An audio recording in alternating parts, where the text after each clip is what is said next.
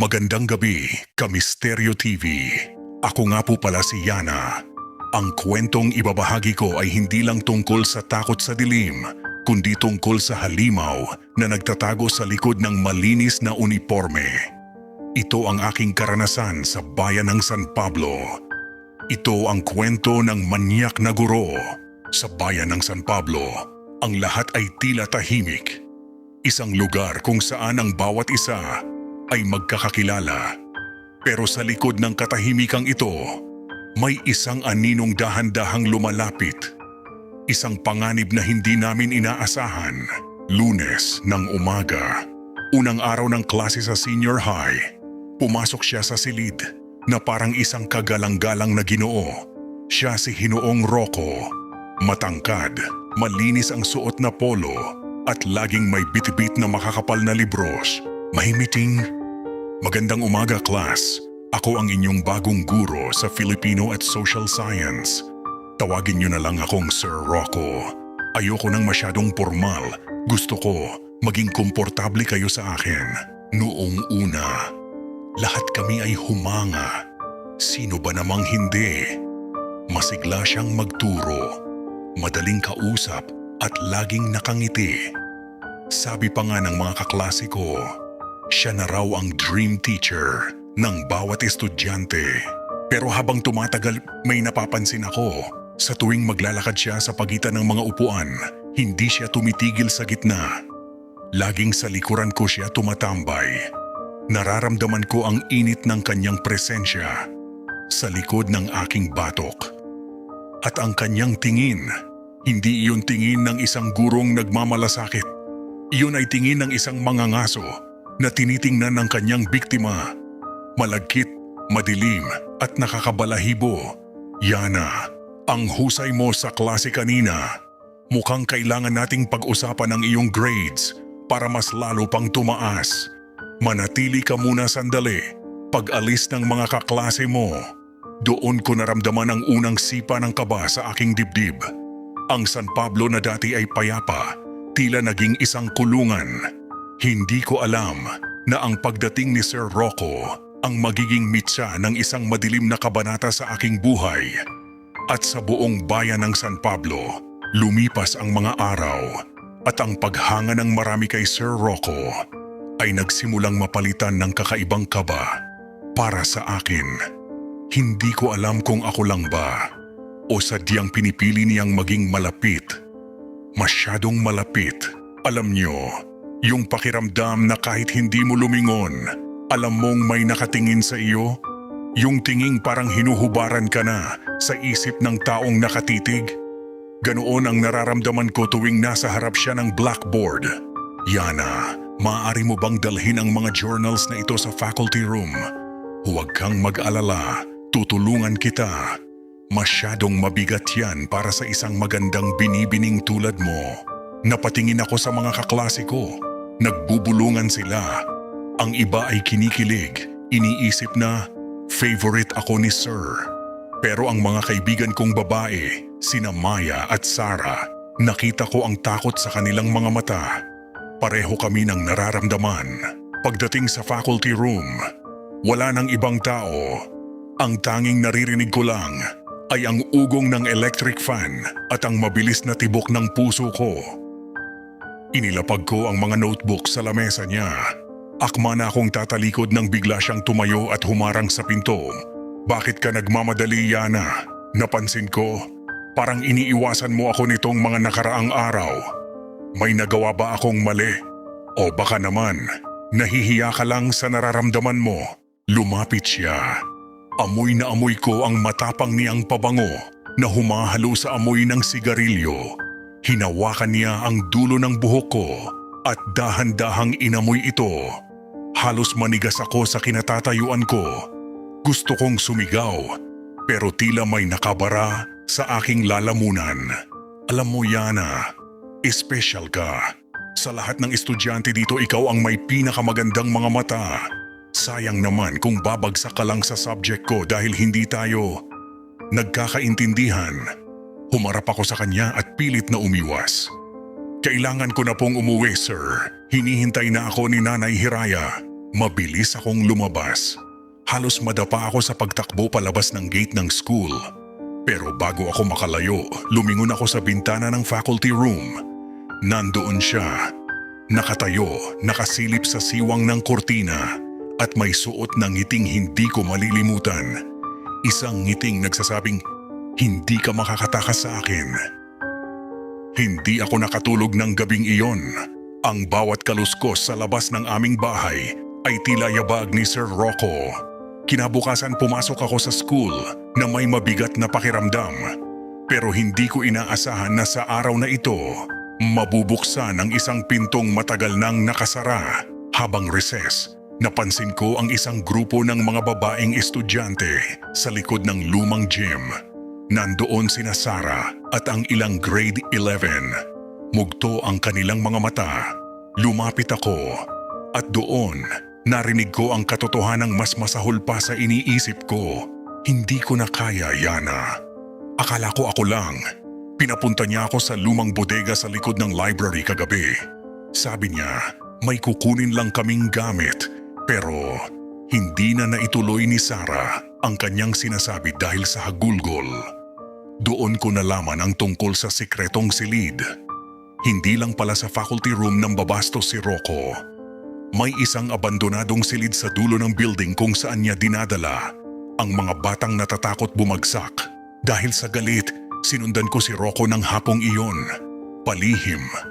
Parang isang aninong bumubuntot sa kanya. Nakita ko siyang pumasok sa dulo ng hallway sa isang silid na may nakasulat na storage room. Out of bounds. Sumilip ako sa siwang ng pinto. Ang loob ay hindi bodega, kundi isang silid na puno ng mga litrato. Muntik na akong mapasigaw nang makita ko ang mga litratong nakadikit sa dingding. Mga litrato namin.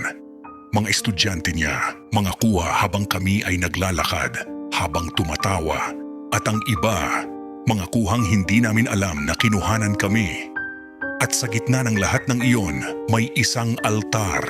Isang altar na may mga gamit na hindi mo aakalaing pag-aari ng isang guro. May mga kandilang itim at mga botelyang may lamang kakaiba. Malapit na. Kaunti na lang, Yana. Mapapasakin din kayong lahat. Walang makakaligtas sa kamandag ko. Bigla akong napaatras at nabangga ang isang paso. Tumigil ang tawanan sa loob.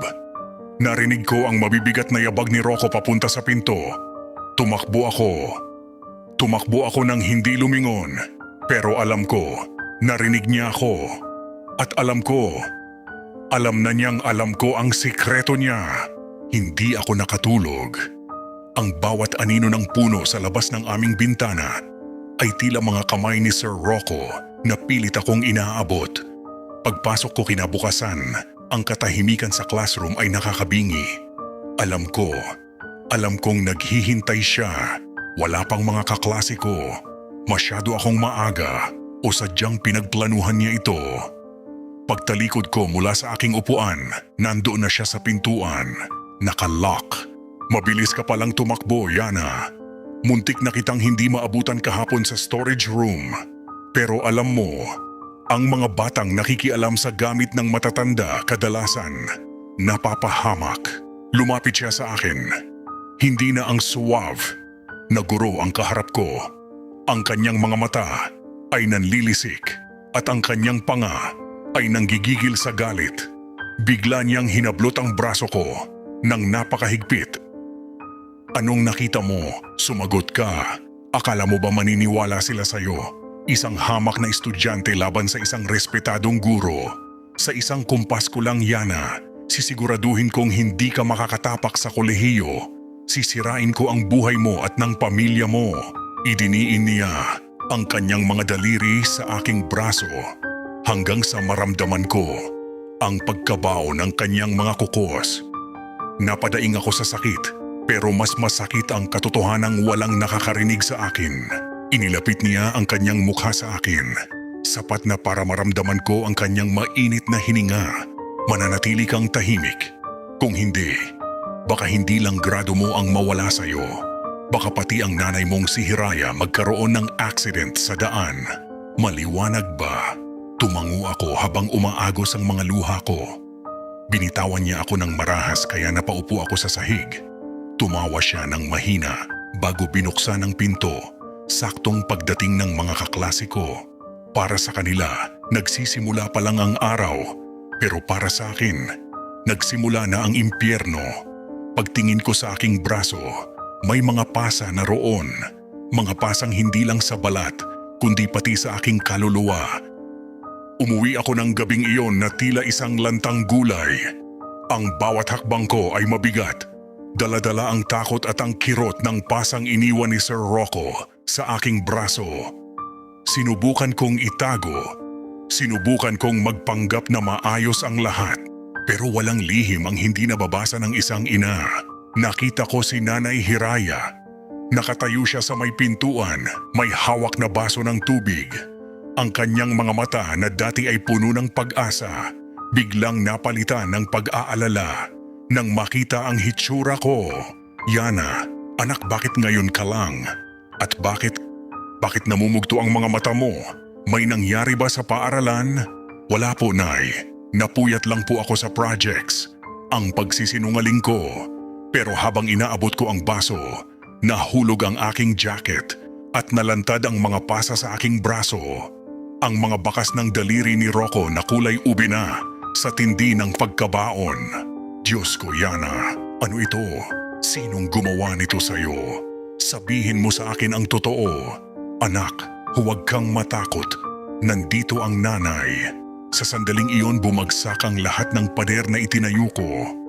Napaluhod ako at niyakap ang mga binti ni Nanay Hiraya. Doon, sa ilalim ng madilim na langit at sa gitna ng ingay ng ulan, isinuka ko ang lahat ng pait. Ikinuwento ko ang malalagkit na tingin ni Sir Rocco, ang special sessions sa faculty room, ang sikretong silid na puno ng aming mga litrato, at ang pagbabanta niya sa buhay namin. Nakita ko ang pagbabago sa mukha ni Nanay. Ang dating malambot niyang anyo ay naging matigas na parang bato. Hindi siya umiyak. Sa halip, hinawakan niya ang aking mukha at tumitig ng diretso sa aking mga mata. Hindi ka na babalik sa paaralang iyon ng mag-isa, Yana. Bukas na bukas, kukuha tayo ng hustisya. Walang sino mang hayop ang may karapatang humawak sa anak ko ng ganyan. Guro man siya o kahit sino pa, pananagutin natin siya. Akala ko doon na matatapos ang hirap. Akala ko sapat na ang tapang ni Nanay. Pero hindi namin alam na ang kalaban namin ay hindi lang si Rocco, kundi ang sistema mismo ng San Pablo na pilit siyang poprotektahan. Maaga kaming nasa paaralan kinabukasan. Hawak ni Nanay Hiraya ang aking kamay ng napakahigpit. Isang kapit na nagsasabing, hindi niya ako bibitawan. Direkta kaming dumiretso sa opisina ng prinsipal. Akala namin doon matatapos ang kalbaryo. Akala namin pakikinggan kami. Pumasok kami. Nandoon ang prinsipal, nakasalamin at tila abala sa mga papel. Sa tabi niya, laking gulat ko. Nakaupo si Sir Rocco. Maayos ang bihis, nakangiti at tila walang anumang nangyari kahapon. Magandang umaga, Ginang Hiraya. Nabalitaan ko ang inyong reklamo. Pero bago tayo magpadalos-dalos, kailangang maintindihan ninyo na si Sir Rocco ay isa sa aming pinakamagaling na guro. Siya ay isang asset ng San Pablo High School. Asset. Ma'am, tingnan niyo ang braso ng anak ko. Tingnan niyo ang mga pasa. Binabastos niya ang mga estudyante niya. Hindi lang si Yana ang biktima, marami sila. Tumingin sa akin ang prinsipal. Hindi pag-aalala ang nakita ko sa kanyang mga mata, kundi paghuhusga. Pagkatapos ay tumingin siya kay Rocco. Ma'am, alam niyo naman po ang mga kabataan ngayon. Masyadong malikhain ang imahinasyon. Pinagsabihan ko lang si Yana dahil bumabagsak siya sa mga exams ko. Siguro po ay gumagawa siya ng kwento para pagtakpan ang kanyang pagkukulang sa pag-aaral. Napakasakit po para sa isang gurong tapat na pagbintangan ng ganito. Narinig niyo yan, Ginang Hiraya? Wala kayong ebidensya maliban sa pasa na maaari namang nakuha niya sa kung saan. Kung ipagpapatuloy niyo ang paninirang puri na ito, mapipilitan kaming i-expel si Yana para sa misconduct. Ayaw niyo naman sigurong masira ang kinabukasan ng anak niyo, di ba? Para akong sinampal ng katotohanan. Ang institusyong dapat ay nagpoprotekta sa amin. Sila pa ang unang nagtakip sa aming mga bibig. Tumingin sa akin si Sir Rocco habang nakatalikod ang principal. Ngumisi siya. Isang ngisi ng tagumpay. Lumabas kaming luhaan ni Nanay Hiraya, talunan. Pinagtitinginan kami ng mga ibang magulang at estudyante na tila kami ang gumawa ng masama. Huminto si Nanay sa gitna ng quadrangle. Tumingala siya sa langit at huminga ng malalim. Kung ang batas ng tao ay bingi, kung ang paaralan ay bulag, hahanap tayo ng ibang paraan, Yana. Hindi tayo titigil hanggat hindi nabubulok ang laman ng hayop na iyan. Doon ko nakita ang isang kakaibang liwanag sa mga mata ni Nanay. Isang liwanag na nanggagaling sa dilim. At alam ko na kung saan kami pupunta. Akala namin ni Nanay, ang pananahimik ang pinakamalalang parusa. Pero mali kami. Dahil ang isang taong may kapangyarihan at koneksyon, hindi lang basta nananahimik. Gumaganti sila sa paraang sisirain ang iyong dangal sa harap ng buong bayan. Si Sir Rocco, hindi siya nakontento na napaalis kami sa opisina ng principal. Gusto niya kaming ibaon sa lupa. Isang hapon, habang naglalakad kami ni Nanay sa tapat ng munisipyo, nakita namin ang isang pagtitipon. Nandoon si Sir Rocco kasama ang barangay captain at ilang opisyal. Pinupuri siya bilang Teacher of the Year. Maraming salamat po. Bilang guro, tungkulin ko lang na ituwid ang landas ng mga kabataang naliligaw. Kahit pagawan nila ako ng mga maling paratang para lang makaiwas sa kanilang mga obligasyon. Pinapatawad ko sila dahil iyon ang turo ng ating moralidad. Nagpalakpakan ang mga tao. Tumingin sila sa amin ni Nanay na tila kami ay mga basurang nagkakalat sa malinis na daan ng San Pablo. Narinig ko ang mga bulong ng mga kapitbahay. Iyan yung batang nambibintang sa guro niya para lang makapasa. Kawawa naman si Sir Rocco. Nadadamay ang pangalan sa kalandian ng bata. Nararamdaman ko ang panginginig ng kamay ni Nanay. Hindi ito panginginig ng takot, kundi ng nag-aalab na galit. Para kaming mga langgam na tinatapakan ng isang higanteng nakangiti. Biglang lumapit si Sir Rocco sa amin.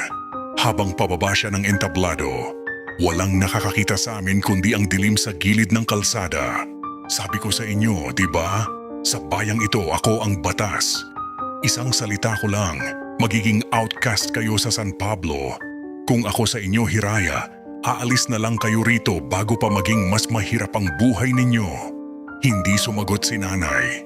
Tiningnan niya lang si Rocco ng diretso sa mata. Isang tingin na tila kabisado na ang bawat linya ng mukha ng guro. Hinila ako ni Nanay palayo.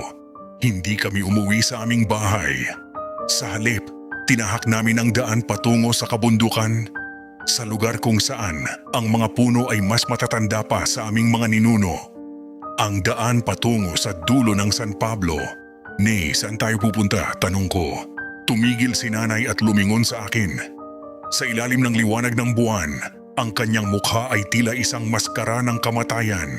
Pupunta tayo sa iyong Lola Myla, Yana. Kung ayaw nilang makinig sa katotohanan, pakikinggan tayo ng mga espiritu ng gabi. Kung ayaw ng batas na parusahan siya, ang barang ang gagawa noon para sa atin. Lalong dumilim ang paligid habang paakyat kami sa bundok. Ang simoy ng hangin ay hindi na malamig na presko, kundi malamig na parang galing sa ilalim ng lupa. Dito sa dulo ng San Pablo, tila huminto ang oras.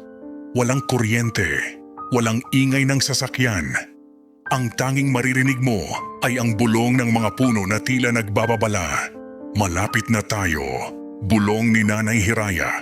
Ang boses niya ay walang emosyon. Parang isang taong papunta sa isang ritual na wala nang balikan. Sa dulo ng daan, isang kubo ang nakatayo sa ilalim ng isang dambuhalang puno ng balete. Ang paligid nito ay napapalibutan ng mga baging at mga halamang hindi ko kilala. Doon nakatira ang lola ko sa tuhod, si Lola Myla. Paglapit namin, kusang bumukas ang pinto ng kubo. Kahit walang humahawak dito, amoy na amoy ko ang pinaghalong insenso, tuyong dahon at amoy ng luma. Sa loob, sa gitna ng malamlam na liwanag ng isang lampara, nakaupo ang isang matandang babae. Ang kanyang balat ay tila balat ng kahoy, kulubot na kulubot, at ang kanyang buhok ay kasing puti ng ulap. Pero ang kanyang mga mata, kahit matanda na, ay kasing talas ng sa agila. Hiraya, alam ko kung bakit kayo narito. Matagal ko nang nararamdaman ang bigat ng dumi na dala ninyo mula sa ibaba. Napaluhod si nanay sa harap ni Lola Myla. Inay, kailangan namin ng tulong. Ang aking anak, binabastos ng isang hayop na nagkukunwaring guro. Tinapakan nila ang aming dangal. Hindi sumagot si Lola Myla. Tumingin siya sa akin. Pakiramdam ko ay nakikita niya ang bawat alaala ko. Ang bawat malagkit na tingin ni Rocco. Ang bawat pasang iniwan niya sa braso ko. Hinawakan ni Lola Myla ang aking kamay. Ang kanyang palad ay tuyo pero mainit. Sa mundong ito, ang hustisya ay parang buto. Kailangan mong ibaon sa lupa bago ito tumubo. Ang lalaking sinasabi niyo, hindi lang siya manyakis. May bitbit siyang kadiliman na akala niya ay siya lang ang nakakaalam. Kumuha si Lola Myla ng isang maliit na sisidlan na gawa sa bungo ng hayop. May inilabas siyang mga itim na buto at inihagis sa sahig. Handa ba kayong makita ang pagkabulok ng kanyang katawan at kaluluwa? Dahil ang barang na itatanim ko, walang gamot na makakapigil maliban sa sarili niyang pagsisisi na babayaran niya ng dugo. Tumingin ako kay nanay at tumingin siya sa akin. Sa sandaling iyon, wala na ang takot ko. Ang tanging nararamdaman ko ay ang init ng paghihiganti na dahan-dahang gumagapang sa aking mga ugat. Handa po kami, Lola, ang sagot ko. Sa loob ng madilim na kubo, ang tanging liwanag na lang ay ang baga mula sa kalan ni Lola Myla. Doon ko nalaman na ang aking lola ay hindi lamang isang matanda na nakatira sa bundok. Siya ang tinatawag nilang tagapagbalanse. Hindi siya gumagamit ng kapangyarihan para sa kasamaan, kundi para sa paniningil. Inilabas ni Lola Myla ang isang manika na gawa sa pinatuyong damo at hibla ng abaka. Ang mukha nito ay walang anyo pero tila humihinga. Yana, Hiraya, ang sining na ito ay hindi laro. Ang bawat tusok ay may katumbas na pananagutan. Maraming taon na ang nakalilipas. Ang San Pablo ay pinamumunuan ng mga sakim. Ang pamilya natin ang naging anino na nagpabagsak sa kanila. Ipinakita sa amin ni Lola Myla ang isang lihim na dingding sa likod ng kanyang altar. Doon, nakasabit ang mga garapon na may lamang mga personal na gamit ng mga taong nasingil na niya noon. May mga singsing, piraso ng tela, at mga ngipin. Ang gurong iyon, si Rocco. Akala niya ay malinis ang kanyang track record, pero nakikita ko sa usok ng aking tawas, marami na siyang sinirang buhay. Bago pa siya napadpad sa San Pablo, ang kanyang mga biktima ay tumataghoy sa ilalim ng kanyang mga paa. Inilabas ni Lola Myla ang isang maliit na sisidlan. Sa loob nito ay may mga kakaibang insekto, mga itim na langgam na may pakpak at mga uod na kulay lila. Ito ang aking mga alagad. Hindi sila kakagat hanggat walang utos. Pero kapag naramdaman nila ang amoy ng masamang budhi ni Rocco, hindi sila titigil hanggat hindi sila nakakapasok sa ilalim ng kanyang balat. Hinawakan ni Lola Myla ang manika at tiningnan ako ng diretso. Ang kanyang mga mata ay tila naging kulay abo. Yana, ibigay mo sa akin ang buhok na nakuha mo sa kanyang suklay. Ibigay mo sa akin ang kanyang pangalan na isinulat mo sa sarili mong dugo. Kahit nanginginig ang aking kamay, inabot ko ang lahat. Doon ko naramdaman na wala nang balikan. Ang aming pamilya ay muling gumising sa aming madilim na ugat. Ang manyak na guro ay wala pang kaalam-alam na ang kanyang bawat hakbang ay binibilang na ng mga espiritong hindi nakikita. Ang gabing iyon ay walang bituin. Tila pati ang langit ay nagtakip ng mata sa aming gagawin. Sa gitna ng kagubatan, sa likod ng kubo ni Lola Myla, may isang bilog na hukay. Sa paligid nito ay mga kandilang itim na ang apoy ay hindi gumagalaw kahit malakas ang hangin. Inilatag ni Lola Myla ang manikang damo sa gitna ng hukay. Inilagay niya sa ibabaw nito ang hibla ng buhok ni Rocco at ang papel na may pangalan nito. Pangalang isinulat ko gamit ang sarili kong dugo. Hindi maintindihang lengguwahe. Sa lupa na pinagmulan, sa hangin na nagdadala, tawagin ang hustisyang hindi nakikita. Rocco, Rocco, Rocco. Iyong maramdaman ang bawat luha ng mga batang iyong sinira. Biglang tumaas ang apoy ng mga kandila. Naging kulay asul ang paligid. Nakita ko ang mga insekto ni Lola Myla, ang mga itim na langgam at uod na dahan-dahang gumagapang patungo sa manika. Para silang mga sundalong sumusunod sa isang utos. Yana, Hiraya, hawakan ninyo ang aking kamay. Isipin ninyo ang bawat haplos niyang malagkit. Isipin ninyo ang bawat pananakot niya. Ipadala ninyo ang lahat ng galit ninyo sa manikang ito. Ipinikit ko ang aking mga mata. Nakita ko ang mukha ni Rocco, ang kanyang manyakis na ngiti sa faculty room, ang sakit ng pagkabao ng kanyang mga kuko sa aking braso. Naramdaman ko ang init na dumadaloy mula sa aking puso. Patungo sa aking mga kamay, kumuha si Lola Myla ng isang mahabang karayom na gawa sa buto. Itinaas niya ito sa langit bago mabilis na itinusok sa lalamunan ng manika. Magsimula ka ng mabulok mula sa loob. Ang iyong boses ay magiging tinik. Ang iyong bawat salita ay magiging uod. Sa sandaling iyon, narinig ko ang isang mahabang hiyaw. Mula sa malayo, isang hiyaw na hindi galing sa tao, kundi parang isang hayop na sinusunog. Alam ko, sa oras na iyon, sa loob ng kanyang magandang bahay sa bayan, nagsimula na ang impyerno ni Sir Rocco. Wala nang urungan. Ang barang ay naitanim na. Kinabukasan, pumasok ako sa paaralan na tila walang nangyari. Pero sa loob-loob ko, binibilang ko ang bawat segundo. Alam ko ang ginawa namin ni Lola Myla sa bundok.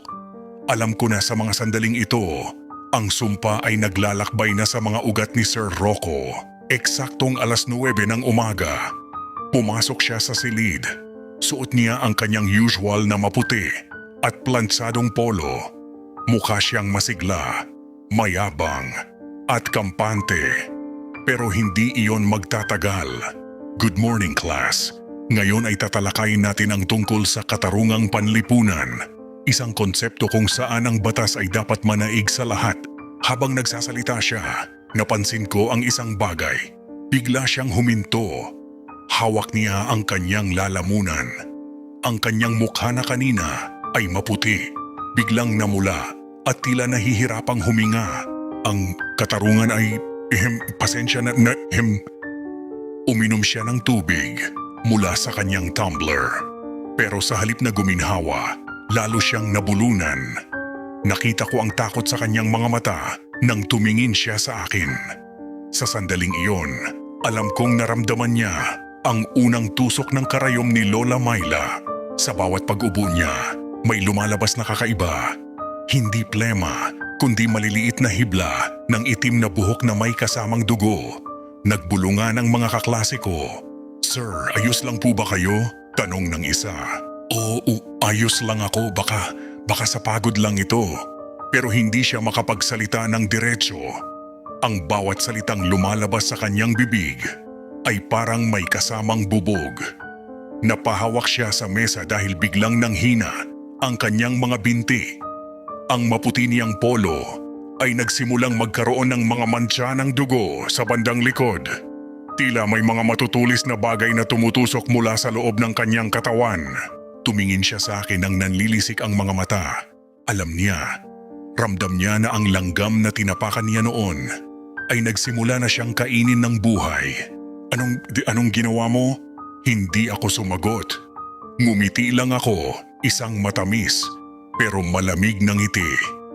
ang katarungang panlipunan na itinuturo niya.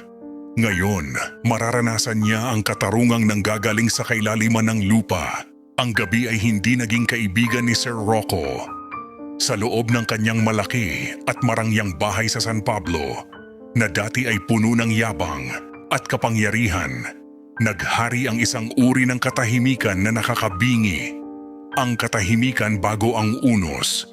Hindi ito maaari, baka pagod lang ito, baka allergy lang. Humarap siya sa salamin ng banyo para hugasan ang kanyang mukha. Pero nang iangat niya ang kanyang paningin, napasigaw siya sa hilakbot. Sa ilalim ng kanyang balat sa bandang panga, may mga gumagalaw. May mga bukol na parang mga uod na naghahabulan sa loob ng kanyang laman. Mabilis niyang hinubad ang kanyang polo. Ang kanyang likod na dati ay malinis, ngayon ay puno na ng matutulis na tila tinik ng rosas na lumalabas mula sa kanyang mga pores. At ang bawat tinik ay may nakasabit na itim na hibla ng buhok. Sino ang gumagawa nito? Yana Hiraya, papatayin ko kayo. Susubukan niyang humiga sa kanyang malambot na kama para magpahinga.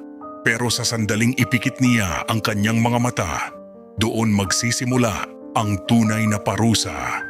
Hindi siya makakatulog dahil sa bawat pagpikit niya, naririnig niya ang boses ng lahat ng mga estudyanteng binastos niya. Ang kanilang mga boses ay parang libu-libong bubuyog na humuhuni sa loob ng kanyang bungo. Nararamdaman niya ang mga itim na langgam na gumagapang sa kanyang mga binti, papasok sa kanyang mga tenga, at dahan-dahang kinakagat ang kanyang mga talukap ng mata para hindi siya makatulog. Ang bawat kagat ay may dalang lason na nagpapagunita sa kanya ng bawat kasalanang ginawa niya sa dilim. Patawad na po, parangawan niyo na. Itigil niyo na ito. Pero ang gabi ay mahaba, Sir Rocco. Gaya ng mahabang gabi ng pag-iyak ng iyong mga biktima na hindi mo pinakinggan. Ang katarungan ni Lola Myla ay hindi natutulog.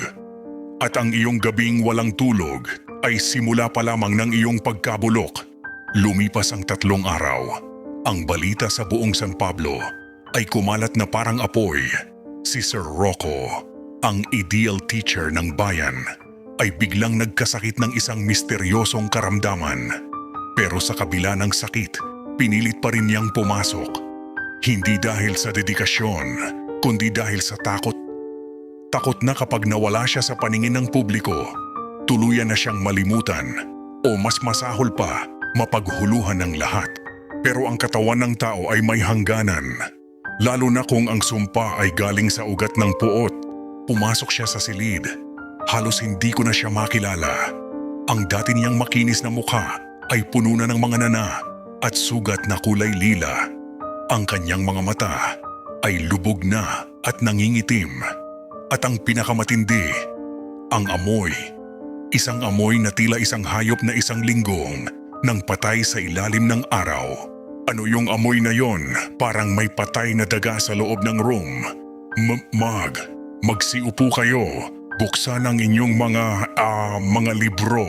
Habang itataas niya ang kanyang kamay para sumulat sa blackboard, nangyari ang isang bagay na hindi malilimutan ng sinumang nasa loob ng silid. Mula sa manggas ng kanyang polo, may mga uod na nagsimulang mahulog. Hindi isa, hindi dalawa, kundi isang kumpol ng mga uod na kulay puti at itim, gumagapang sa sahig patungo sa mga upuan namin. Kadiri, ano yan? Hindi ito maaari. Lumayo kayo sa akin, mga peste kayo. Sa gitna ng kaguluhan, nakita ko ang pagtuklap ng balat sa kanyang leeg. Doon, sa ilalim ng kanyang laman, nakasilip ang dulo ng itim na karayom na itinusok ni Lola Myla sa manika. Hindi na nakapagpigil ang principal. Pumasok ito sa silid at napatakip ng ilong. Ang asset ng paaralan ay nagiging isang halimaw sa harap ng kanilang mga mata. Ang pabango ni Rocco ay hindi na kayang itago ang amoy ng kanyang masamang budhi. Nang tumingin si Rocco sa akin, nakita ko ang tuluyang pagbagsak ng kanyang pagkatao. Ang bawat uod na nahuhulog mula sa kanya ay katumbas ng bawat kasinungalingang itinanim niya sa aming buhay. Yana, itigil mo na ito. Mamatay na ako. May tinalikuran ko siya. Ang pagkabulok ng kanyang katawan ay refleksyon lamang ng matagal ng pagkabulok ng kanyang kaluluwa. Sa puntong ito, alam ng lahat, ang manyakis na guro ay hindi na makakatakas pa. Ang classroom na dati ay silid ng karunungan, naging silid ng katatakutan. Nakaluhod si Sir Rocco sa sahig, namimilipit sa sakit na hindi kayang ipaliwanag ng medisina. Ang principal, na dati ay pilit siyang pinagtatanggol, ay nakatayo sa may pintuan, nakatakip ang ilong at ang mga mata ay puno ng pandidire. Wala na ang formal na guro, wala na ang maskara ng isang asset ng paaralan. Alisin niyo sila, ang mga batang yan, bakit nila ako tinitingnan? Sarah, Maya, Yana, bakit kayo nakangiti? Tumitingala siya sa kisame, pero wala doon ang mga estudyante. Ang nakikita niya ay ang mga anino ng kanyang nakaraan. Ang delirium na dala ng barang ay nagsimulang maglabas ng mga lihim na pilit niyang ibinaon. Oh, ako nga. Ako ang kumuha ng mga litrato niyo. Sa storage room, sa faculty room, lahat kayo. Akala niyo ba makakatakas kayo sa akin? Binayaran ko ang sistema. Walang maniniwala sa inyo dahil ako si Sir Rocco. Ako ang batas dito. Diyos ko, totoo nga ang lahat ng sumbong. Totoo ang lahat. Sa gitna ng kanyang pag-amin, isang malaking uod ang lumabas mula sa kanyang bibig. Kasunod ang agos ng itim na dugo. Napasandal si Rocco sa blackboard. Ang kanyang mga kamay ay pilit na kinakamot ang sariling leeg hanggang sa magdugo ito. Hindi na siya nakapagtago. Sa harap ng principal, sa harap ng mga guro, at sa harap naming mga biktima, ibinuga niya ang lahat ng kanyang dumi.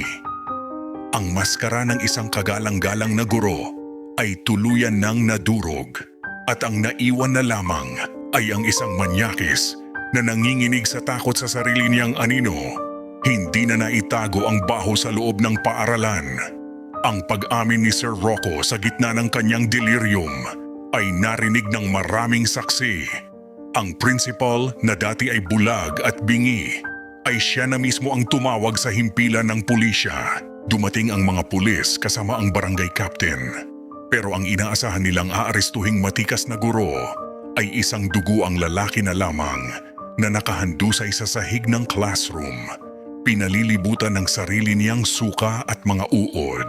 Ano itong amoy na ito? At bakit ganito ang hitsura niya? Parang buhay na bangkay. Sir Rocco, inaaresto ka namin sa kasong child abuse at acts of lasciviousness. May karapatan kang manahimik, bagamat mukhang hindi mo na kayang magsalita. Sinubukan siyang pusasan ng mga pulis. Pero sa tuwing hahawakan nila ang kanyang balat, natutuklap ito na parang basang papel.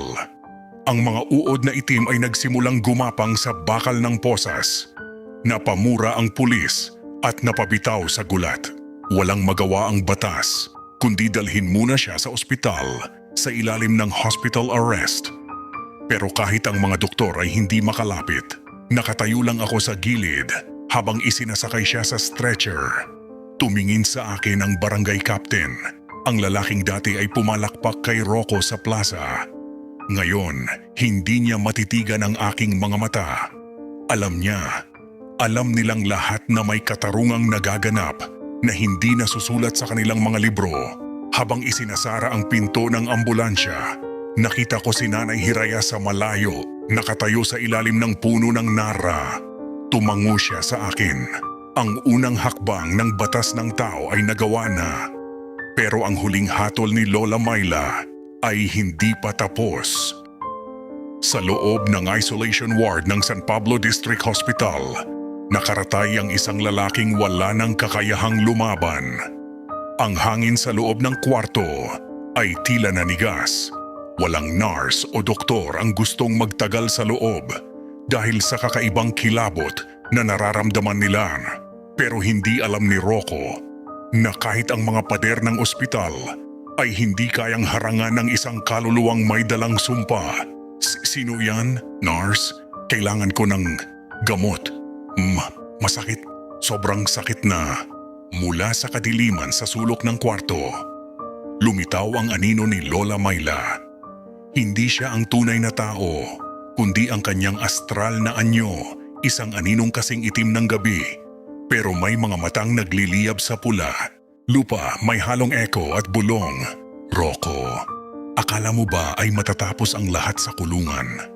Akala mo ba ay sapat na ang mga gamot na itinutusok sa iyong mga ugat para pawiin ang barang na itinanim ko? Maawa ka kung sino ka man, pakiusap, itigil mo na ito, hindi ko na kaya.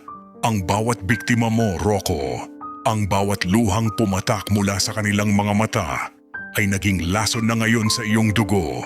Ang bawat haplos mo sa kanila ay naging uod na ngayon sa iyong laman.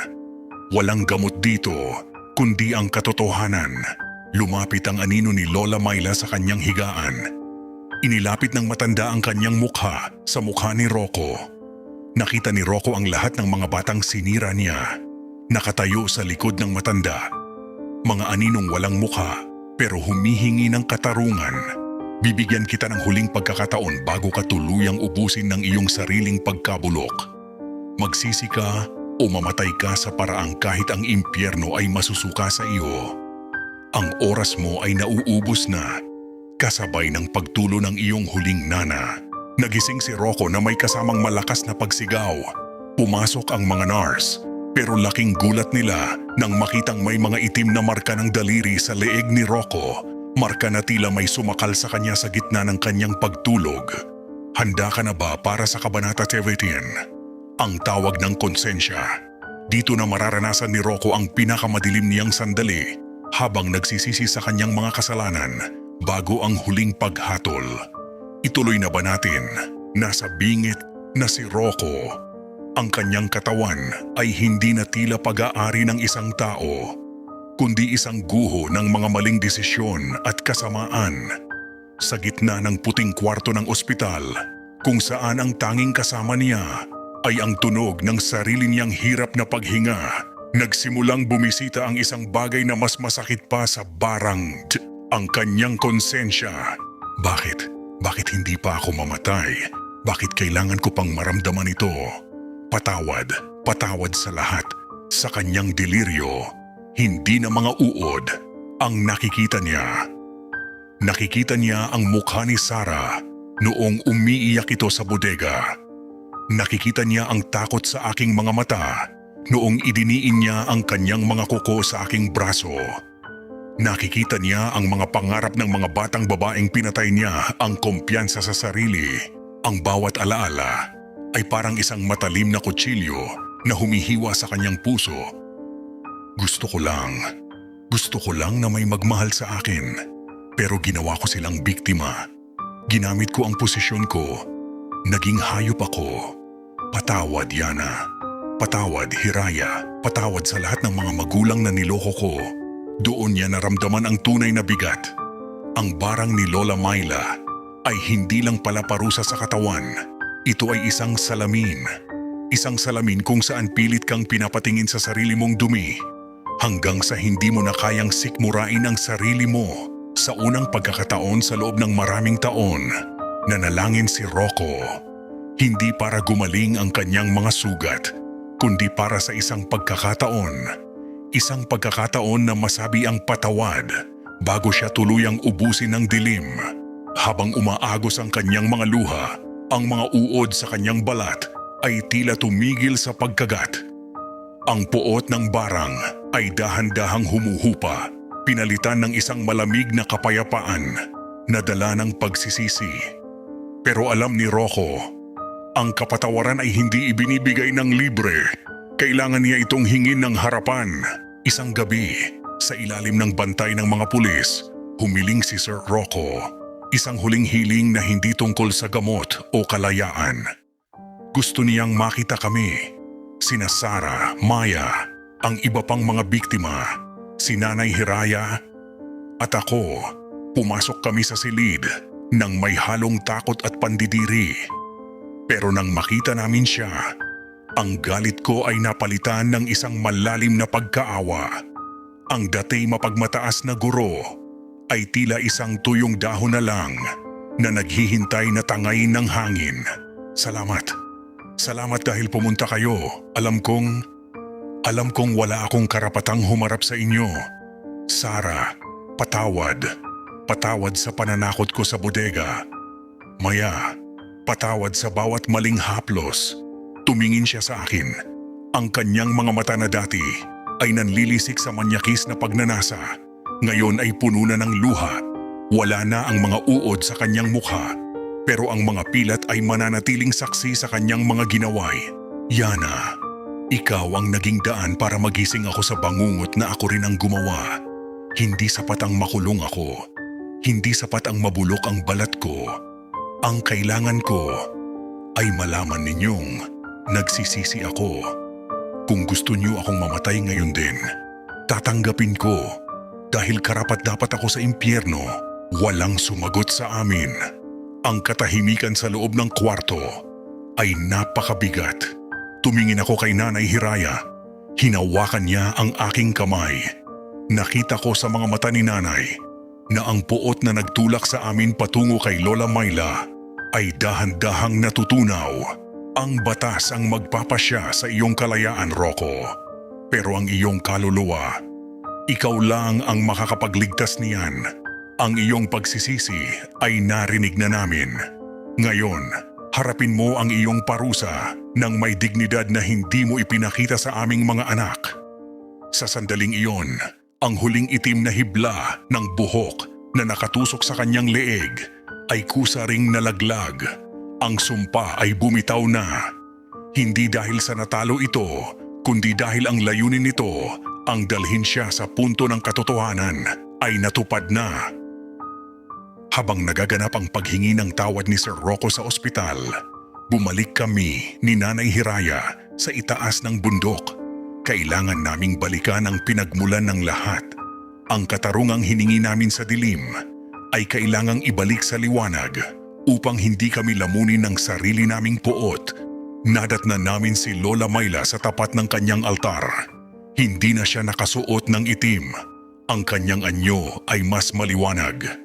At ang mga kandila sa kanyang paligid ay kulay puti na. Nararamdaman ko ang pagbabago ng hangin. Ang tinik na itinanim natin ay nabali na ng sarili niyang mga luha. Ang pagsisisi ay ang tanging lason na kayang pumatay sa barang. Kinuha ni Lola Myla ang manikang damo mula sa hukay. Ang manika na dati ay puno ng uod at itim na buhok. Ngayon ay tuyo na at tila wala ng buhay. Dahan-dahan itong kinuha ni Lola at inilubog sa isang mangkok ng gatas at sariwang tubig ulan. Ang sakit na ibinigay sa lupa'y ibabalik. Ang galit na itinanim sa hangin ay ihihihip. Rocco, malaya ka na sa aking mga alagad, pero ang iyong mga pilat ang magsisilbing kwento ng iyong nakaraan. Nakita ko ang pagtunaw ng manika sa tubig. Ang mga itim na insekto ay naging mga paru-paro ng gabi at lumipad palayo patungo sa kakahuyan. Naramdaman ko ang pag-alis ng mabigat na bato sa aking dibdib. Ang takot na nagkulong sa akin sa loob ng maraming buwan ay tila natunaw kasabay ng manika. Tapos na Yana, bulong ni Lola Myla habang hinahaplos ang aking buhok. Ang hustisya ay hindi laging kamatayan. Minsan, ang pinakamabigat na parusa ay ang mabuhay ka nang alam mo ang lahat ng iyong pagkakamali. Tumingin ako sa langit. Ang mga bituin ay muling nagpakita. Ang San Pablo ay hindi na madilim na kulungan para sa akin. Kami ay nagtagumpay, hindi dahil nakaganti kami, kundi dahil napanindigan namin ang aming dangal sa harap ng isang higante. 1 taon na ang lumipas mula nang mabulabog ang bayan ng San Pablo ng madilim na sikreto ni Sir Rocco. Kung titingnan mo ang paaralan ngayon, tila wala nang bakas ng takot na namayani noon sa mga corridors nito. Ang mga pader na naging saksi sa pambabastos ay muling napinturahan ng puti, simbolo ng isang bagong simula. Nagtapos ako ng senior high ng may karangalan. Kasama ko sina Sarah at Maya na tumayo sa entablado, taas noo at hindi na natatakot sa kahit kaninong anino.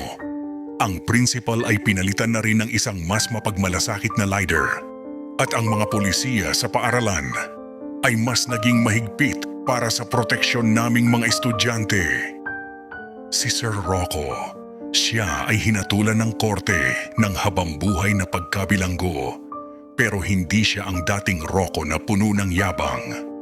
Ayon sa mga balita, siya ang naging tagapagturo sa loob ng kulungan para sa mga kapwa niya bilanggo na gustong matuto. Ang kanyang mukha at katawan ay puno pa rin ng mga malalalim na pilat, mga peklat na iniwan ng barang ni Lola Mayla. Ang mga pilat na ito ang nagsisilbi niyang paalala araw-araw. Sinasabing tuwing gabi, imbes na mambastos, siya ay lumuluhod at nagdarasal para sa bawat buhay na kanyang sinira. Ang halimaw ay tuluyan ng namatay at isang nagsisising tao ang isinilang. Si Nanay Hiraya naman ay patuloy na nagtatrabaho sa bayan, pero mas naging matapang na siyang boses para sa mga kababaihan.